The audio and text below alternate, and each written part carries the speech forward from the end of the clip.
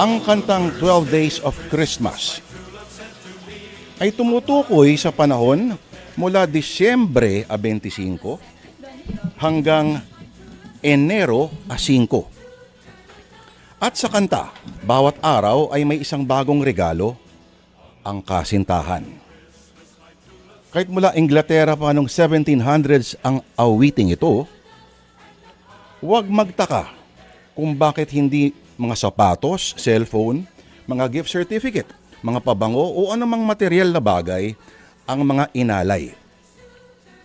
Pero kahit na antigo at mula sa kakaibang kultura, masaya naman ang kanyang melodiya.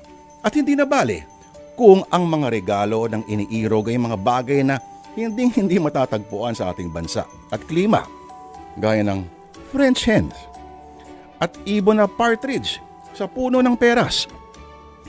Patok pa rin ito dahil taglay ng kantang ito ang dalawang elementong paborito ng Pinoy, ang pag-aalay sa iniirog tuwing Pasko at mismong Pasko.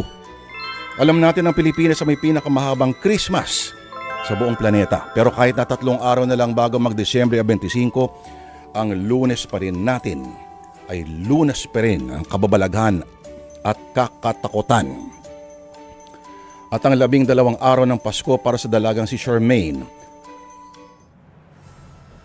sa bawat isang araw ay makakatanggap siya ng isang regalo.